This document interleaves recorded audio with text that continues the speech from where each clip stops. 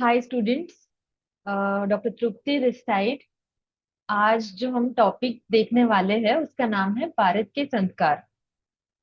रसशास्त्र में हमें पता है पारद कितना इम्पोर्टेंट है और पारद पे संस्कार करना भी बहुत इम्पोर्टेंट है। हम जानते हैं कि पारद को एक टॉक्सिक एलिमेंट, एक हैवी मेटल करके देखा जाता है और इसलिए संस्कार का रोल बहुत जरूरी है यहाँ पे। पारद के जो संस्कार होते हैं उसके कारण ये जो टॉक्सिक नेचर है वो रिड्यूस हो जाता है और पारद कंजम्पशन करने लायक या फिर उसमें हीलिंग प्रॉपर्टीज आ जाते हैं। जो भी मतलब ऐसे रोग कम करने की जो शक्तियां है वो पारद में आई जाती है। तो इसको हमेशा हमें ये याद रखना है कि दो हिस्सों में बांटा गया है। फर्स्ट पार्ट है देहवाद, जिसके लिए 8 संस्कार बताए गए हैं, और दूसरा पार्ट है धातुवाद, जिसके लिए 18 संस्कार बताए गए हैं। अभी जो पहले 8 संस्कार बताए गए हैं वो किसके लिए है? तो देहवाद मतलब देह को हेल्दी बनाना, देह की मुक्ति के लिए जो बताया गया है। देह की मुक्ति के लिए एक ऑप्टिमम हेल्थ होना जरूरी होता है और उसके लिए 8 संस्कार बताए गए हैं। और दूसरे अष्टादश संस्कार जो कि 18 संस्कार है। अष्टादश में 18 संस्कार। और जो 18 संस्कार है वो किसके लिए बताए गए हैं? वो धातु धातुवाद के लिए, मतलब पारद से धातु बनाना है, जो अल्केमी है रियल, कि पारद से सोने को बनाना, गोल्ड मेटल, हायर मेटल बनाना। सो ये जो काम है उसके लिए 18। तो हमारे काम के जो दवाइयां बनाने के काम के हैं वो पहले 8 संस्कार है, ये हमेशा याद रखना।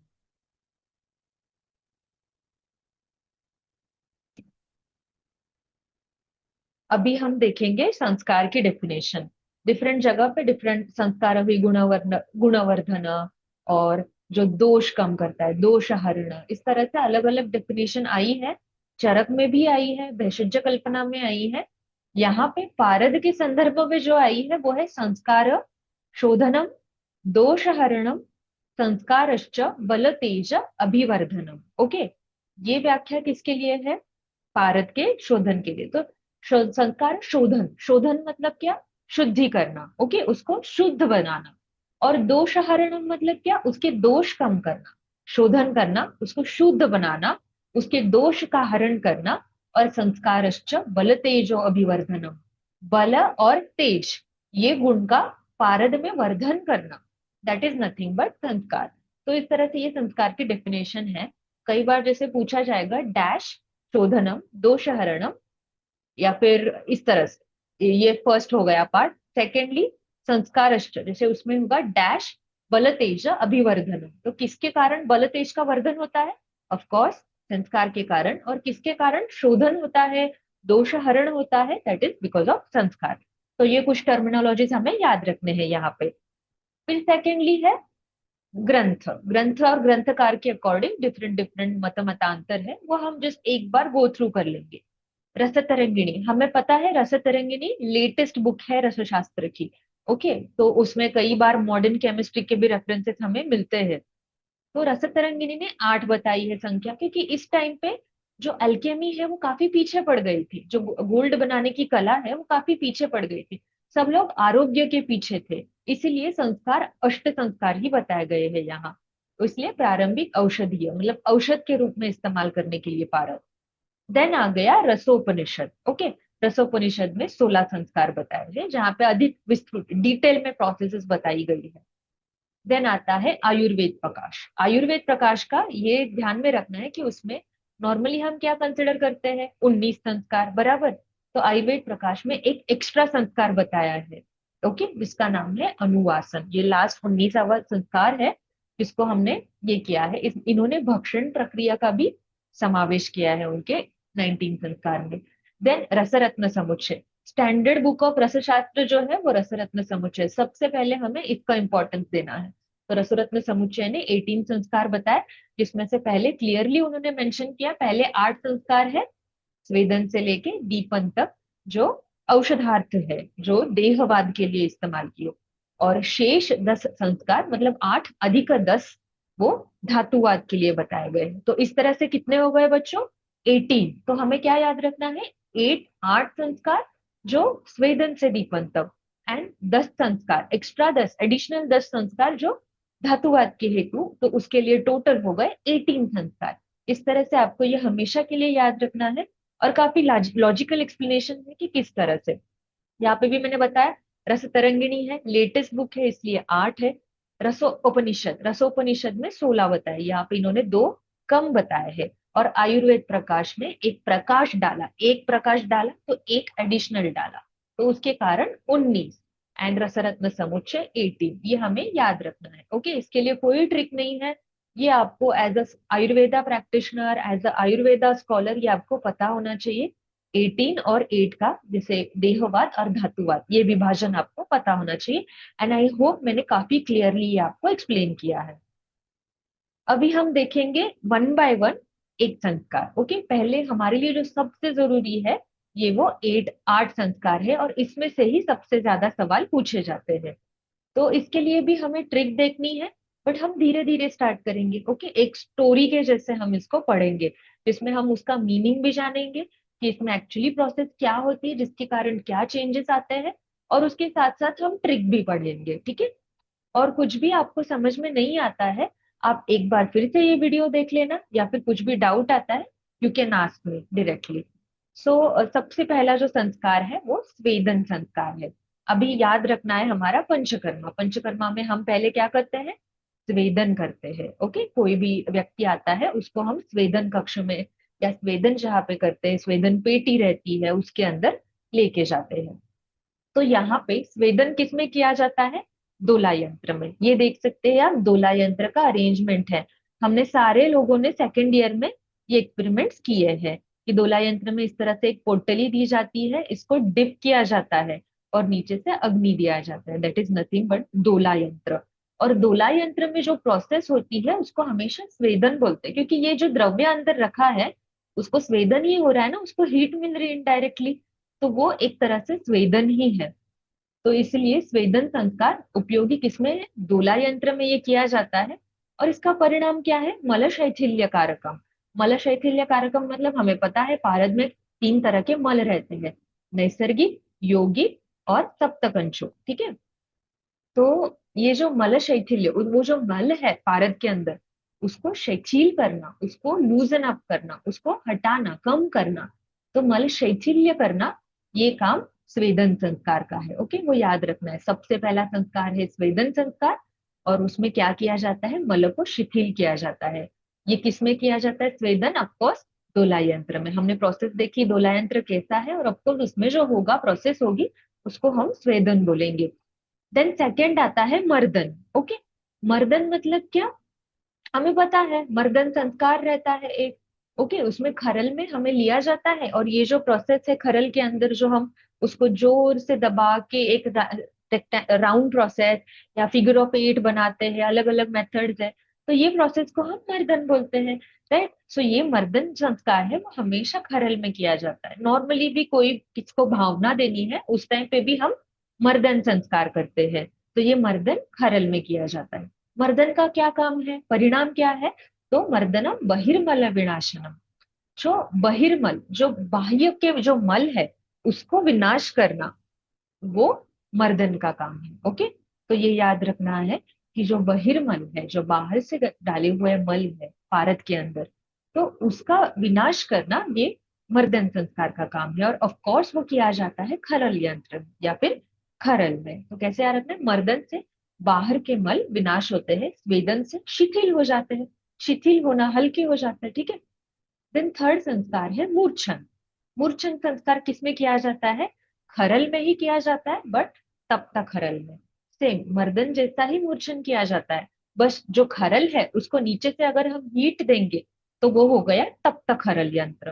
तो उसमें क्या होता है? नष्ट पिष्टत्व कारक कारकम मूर्छनम। नष्ट पिष्टत्व मतलब पारद ना अपना जो स्वरूप है, जो लिक्विड है, लिक्विड रहता है पारद, है ना, एक मेटल है, एक में मात्र मेटल में जो रूम टेम्परेचर पे लिक्विड अवस्था में रहता है, तो वो नष्ट पिष्टत्व आ जाता है उसमें, वो पाउडरी फॉर्म बन जाता है मर्दन, ये मूर्छन के टाइम पे, ठीक है। दोष त्रय और सर्व दोष विनाशनम। इस अवस्था में जब पारद मूर्छित हो गया है, मूर्छित हो गया है मतलब जैसे उसको चक्कर आ गई है, मूर्छा आ गई है, तो ऐसे का इसमें पारद की सारी दोष विनाश हो जाता है। तो ये बहुत इंपॉर्टेंट है, कई बार ये क्वेश्चन पूछा गया है। तीनों दोष, पारद में 3 दोष है, राइट। तो ये तीनों दोष नष्ट कौन से प्रोसेस में हो जाए, कौन से संस्कार में हो जाते हैं, तो वो है मूर्छन संस्कार। सर्वदोष विनाशन, रुजाहरम और निर्मलत्व। निर्मलत्व अगेन, निर्मल मीन्स मल नहीं सा होना, मल कम हो जाना, उसमें से निर्मल हो जाना, मल नहीं रहना उसमें। और रुजाहर मतलब उसमें रुजाहर पेन किलर टाइप प्रॉपर्टीज आ जाते हैं। तो ये हमें याद रखना है, जब भारत मूर्छित अवस्था में होगा तो उसका टॉक्सिक नेचर वो त्याग कर देगा और वो नष्ट पिष्ट हो जाएगा। उसमें दोष त्रय का विनाश हो जाएगा, सर्व दोष का विनाश हो जाएगा। रुजाहरत्व पेन किलर जो प्रॉपर्टीज है वो उसमें आ जाएंगे, और निर्मलत्व। तो इस तरह से मूर्छन जो तप तक हल्व में किया जाता है। फिर आ गया उत्थापन। ओके, उत्थापन में क्या है? उत्थापन में सेम उठाना है पारद को। अभी वो पारद मूर्छित हो गया है तो हमें उसको उठाना है। उठाने के लिए क्या करेंगे? फिर से उसको स्वेदन देंगे। स्वेदन मतलब डायरेक्ट अपन हीट देने वाले इनडायरेक्टली उसको। तो उत्थापन में क्या रहता है? सेम दोला यंत्र रहेगा, बट यहाँ पे लिक्विड के बदले जो भी इसमें हम डुबोने वाले हैं और हीट देने वाले हैं उसमें कांजी रहेगी। तो इस तरह से उत्थापन में कांजी में दोला यंत्र विधि द्वारा स्वेदन हो जाएगा। ओके, ये याद रखना है उत्थापन। देन पूति दोष निवृत्ति। पूति दोष क्या रहता है? पूति दोष ये नागवंग जो दोष है उसका अनादर नेम है। पूति मतलब स्मेल। ओके, और नागवंग जब जलाते हैं तो उससे स्मेल आती है, उसके कारण नागवंग और यशत ये तीनों को पूति धातु बोलते हैं। तो पूति दोष निवृत्ति मतलब क्या? इसमें से नाग और वंग जैसे जो धातु है उनका जो दोष है वो चला जाता है। नाग और वंग उत्थापन के टाइम पे चला जाता है। Then again कंचुकापहरण। कंचुक मतलब सप्त कंचुक, परपिटी, पाटिनी, भेदी, द्रावी, मलकरी, इस तरह से सप्त कंचुक दोष है। हम ये सेपरेटली पढ़ने वाले हैं, बिल्कुल डरना नहीं है। बट जस्ट एक याद रखना है कि जो कंचुक है सप्त कंचुक दोष, उसका निर्हरण, या फिर यौगिक दोष नागवंगों को यौगिक दोष भी बोला जाता है। योग मतलब जो ऐड किए जाते हैं। कई बार क्या होता था उस टाइम पे, जैसे पारद आता था और पारद का वेट बढ़ाने के लिए जो सस्ते धातु है जैसे कि नाग है, वंग है, वो उसमें जो व्यापारी लोग हैं वो एडिशनली डालते थे उनके साइड से। इसलिए उनको यौगिक दोष मतलब योग बना के किए जाने वाले दोष एडिशनली जो डाले जाते हैं वो या नागवंग बोलते हैं या पूती दोष भी बोलते हैं। इस तरह से ये इससे मुक्ति मिल जाती है उत्थापन के टाइम। और मूर्छा व्यापत्ति नाशनम। मूर्छा व्यापत्ति नाशनम मतलब मूर्छन संस्कार के बाद ये किया जाता है, राइट? उत्थापन। तो मूर्छा से जो क्रिएट होता है व्यापत्ति मूर्छा के कारण, वो मूर्छित पारद का वो नष्ट करना। क्योंकि यहाँ पे क्या होता है, पारद का नेचुरल फॉर्म फिर से आ जाता है, रिगेन होता है। यहाँ पे नष्ट पिष्टत्व आ जाता है पारद को, मतलब पारद पाउडर फॉर्म बन जाता है। बट उत्थापन के टाइम पे वो फिर से लिक्विड बन जाता है। ओके, तो इसीलिए उत्थापन को मूर्छा व्यापत्ति नाशनम, मूर्छा के कारण जो व्यापत्ति हुई है उसका नाश करना उत्थापन में हो जाता है। देन आता है पातन। ओके, पातन मतलब क्या? डिस्टिलेशन। मतलब उसका मॉडर्न टर्मिनोलॉजी कोरिलेशन जो है वो डिस्टिलेशन के साथ किया जाता है। पातन किया जाता है पातना यंत्र में। अभी पातना यंत्र यहाँ पे भी दिखाया है आपको, और शुरुआत में ये एक डिस्टिलेशन apparatus है उस टाइम पे जो यूज किया जाता था। तो इस तरह से पातना यंत्र में पातन किया जाता है। इसका भी सिमिलर है, जैसे यहाँ पे हमने देखा पूती दोष निवृत्ति, नागवंग मुक्ति। सेम पातन में नागवंग दोष निवारण। अब ये कंफ्यूजन कैसे दूर करना है? याद रखना है नागवंग दोष का निवारण यहाँ पे होता है पातन में, और नागवंग से मुक्ति पाई जाती है उत्थापन में। इस तरह से तो ये दो चीजें याद रखनी है। बट एक ट्रिक याद बताती हूँ यहाँ के लिए। पाताल में नाग रहता है तो नाग वंग दोष निवारणार्थ पातल। ओके, और यहाँ पे भी लिखा है यौगिक दोष हरण। ये यौगिक दोष है, मैंने बताया था योग किया जाता है, मतलब ये जबरदस्ती ऐड किए जाते हैं वेट बढ़ाने के लिए मर्क्यूरी का, इसलिए यौगिक दोष हरण बोला है। एंड सकल दोष निर्मुक्ति, तो इसमें सबसे इंपॉर्टेंट है नागवंग दोष निवारणार्थ और यौगिक दोष हरणार्थ। ठीक है। देन है, ये है पातन संस्कार, मतलब डिस्टिलेशन यहाँ पे किया जाता है। ऑफ कोर्स डिस्टिलेशन से प्योरिटी बढ़ेगी।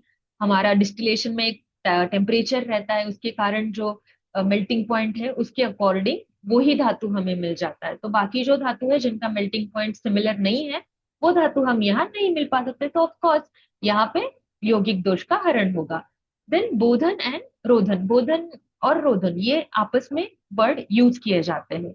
अगेन ये जो बोधन संस्कार है ये सेम दोला यंत्र में ही किया जाता है। मेजोरिटी ऑफ दीज संस्कारास आर डन इन दोला यंत्र, बट सृष्टि अम्बुज के साथ ये किया जाता है। ओके।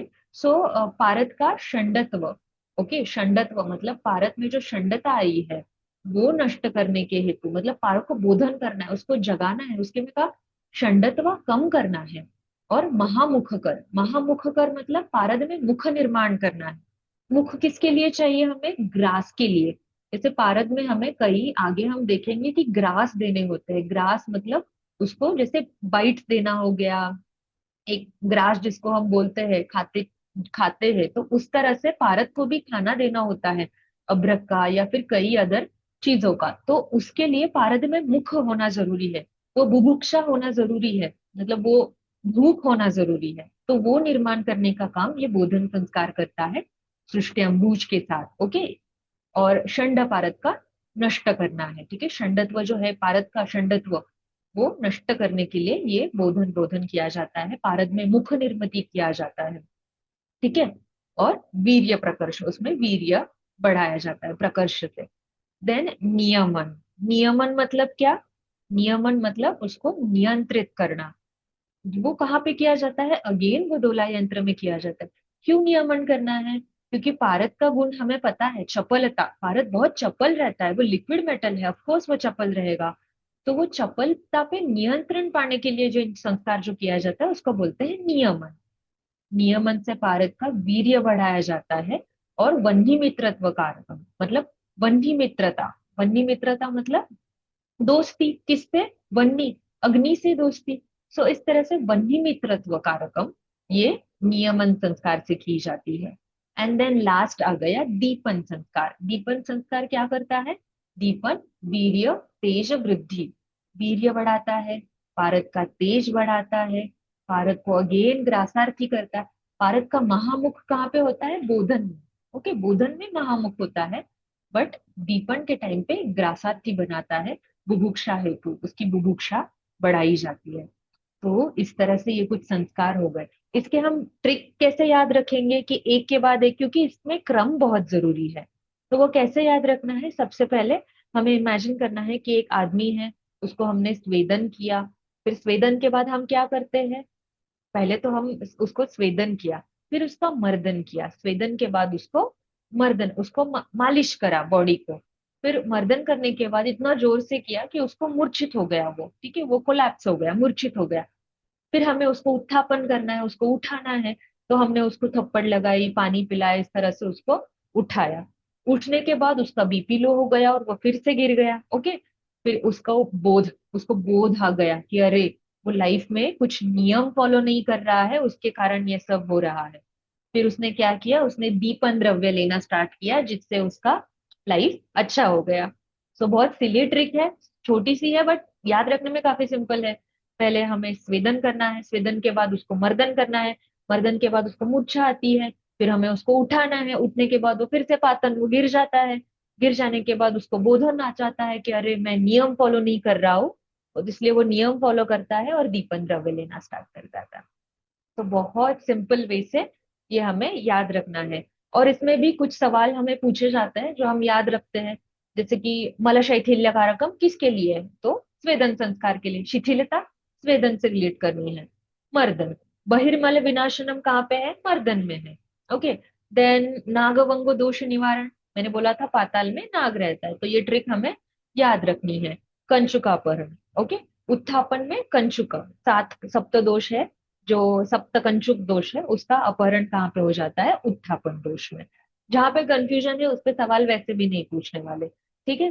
देन अगर आप लॉजिकली ये ध्यान में रखोगे ना भारत पे कैसे कैसे संस्कार होते हैं, तो ये भूलना काफी मुश्किल है, मतलब आपको याद ही रहेगा हमेशा से।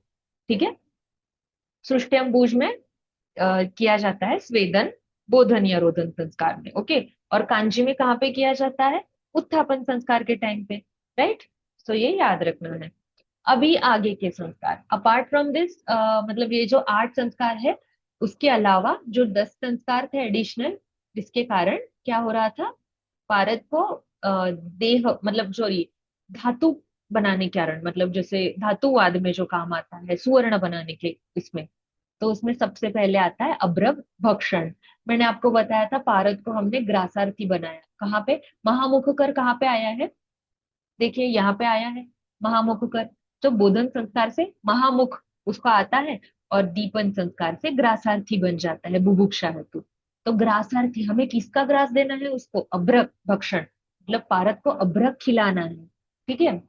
अभ्रक भक्षण के बाद आता है, उसको गगन भक्षण भी बोलते हैं। हमें पता है अभ्रक के जो सिमिलर सिनोनिम्स है उसमें गगन और आकाश से रिलेटेड जो भी टर्मिनोलॉजीज है वो आए हैं। तो अभ्रक भक्षण, फिर चारण, ओके, फिर गर्भद्रुति, गर्भद्रुति, बाह्य द्रुति, पारद जारणा, पारद रंजन, सारण, संक्रामण, वेद कर्म, शरीर योग एंड शरीर योग ये लास्ट संस्कार है, एंड अनुवासन। अनुवासन जो है वो एडिशनल है, आयुर्वेद प्रकाश ने 19वां जो संस्कार है 19 नंबर का, उसको अनुवासन बोला है। ये हमें इसका डिटेल मीनिंग याद रखने की जरूरत नहीं है। ज्यादा से ज्यादा हमें पूछा जाएगा इसमें से कौन सा संस्कार आता है 18 के अंदर, तो हमें बस इसका पता होना चाहिए कि कौन से आते हैं। इसका एक्सप्लेनेशन आना बिल्कुल जरूरी नहीं है। आप मतलब ये लेवल पे बिल्कुल स्कॉलर्स के लिए जरूरी नहीं है कि इनका एक्सप्लेनेशन क्या है, काफी डेप्थ में है, और हमें बनाना नहीं है। हमें हमारा प्रयोजन क्या है, बॉडी के लिए जो भी जरूरी है वो हमें जानना है। तो ये इसमें सबसे पहले उसको अभ्रक का तो ऐसे ट्रिक बस हम लगाएंगे। पारद जब ठीक हो गया, उस पे 8 संस्कार हो गए, दीपन हो गया, फिर उसके बाद दीपन हो गया तो उसको अभ्रक खिलाना है। ठीक है। फिर उसको उसको लेके जाना है चार चार लोग के साथ, ओके। 4 लोग के साथ उसको चार यहाँ पे लेके जाना है, ठीक है। फिर उसमें गर्भधृति, फिर उसमें क्या होगा? पारद पारद जैसे 4 लोग में घूम रहा है तो उसको वाइफ मिल गई, तो उसको गर्भधृति, गर्भधारणा हो गई। फिर बाह्य द्रुति, वो गर्भ बाहर आ गया, बराबर। फिर पारद को जारना, फिर जारण, मतलब यहाँ पे उसको अलग अलग जगह पे जाना सिखाया बच्चे को।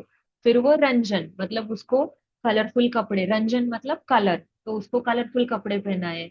फिर सारण, तो फिर उसको सारे लोगों के साथ संक्रामण के लिए लेके गए, ओके। संक्रामण संस्कार रहता है, अपने आयुर्वेद में आया है, जो षोडश संस्कार है उसमें। तो सारण के बाद उसको संक्रामण मतलब वहां पे संस्कार के लिए लेके गए। देन उसका वेधन करवाया, कर्ण वेधन करवाते हम, वेधन संस्कार है। देन उसका शरीर का योग करा दिया, मतलब उसको योग कराने भेज दिया। एंड देन सबसे एंड में अनुवासन, अनुवासन बस्ती देना है। तो कैसे याद रखना है? पहले पारद के अष्ट संस्कार होने के बाद उसको अभ्रक का ग्रास दिया, अभ्रक का भक्षण कराया। फिर उसको 4 लोग में लेके गए। 4 लोग में लेने के बाद गर्भद्रुति, गर्भद्रुति के बाद बाह्यद्रुति, बाह्यद्रुति के बाद जारण। फिर वो जा रहा था सब लोगों के साथ। फिर रंजन, उसने कलर बच्चा जा रहा था, हाँ पारद नहीं, तो बच्चा जा रहा था। फिर उसको रंजन, उसको कलरफुल कपड़े पहराए। फिर उसको सारे लोगों में लेके गए। फिर उसको संक्रमण करवाया, उसको संक्रमण मतलब जैसे वैक्सीनेशन उस तरह से हम बोल सकते हैं पहले, संक्रमण। एंड देन अष्टादश षोडश संस्कार में से वेद कर्म, ठीक है। संक्रमण हो गया, उसको संक्रमण से बचने के लिए वैक्सीनेशन, और फिर उनको वेद कर्म कराया, वेदन कराया। फिर शरीर का योग, शरीर का योग होना बहुत जरूरी है क्योंकि उसको योगा करने भेज दिया इसलिए। एंड देन उसको अनुवासन बस्ती लगाया, ओके। इस तरह से हमें ये ट्रिक लगा के याद रखने, बहुत सिली ट्रिक है बट आई नो ये जितना उसका जरूरत इतना भी नहीं है। बस you just go through it once, you should be aware of these terminologies की ये टर्मिनोलॉजीज यहाँ पे यूज हुए हैं। और दैट्स इट, मतलब ये पारद संस्कार का पूरा हो गया है। इसमें आपको कोई भी डाउट है तो you can ask me. And बाकी जैसे इसके अलावा फिलहाल आपको जरूरत नहीं है एडिशनल कुछ मटेरियल करने की। हम इसमें आगे का चैप्टर धीरे धीरे देखेंगे, बट फिलहाल के लिए इसको आपको पक्का करना है। आई होप इसमें कोई भी डाउट नहीं हो, अगर हो भी तो भी you can ask me. Thank you so much.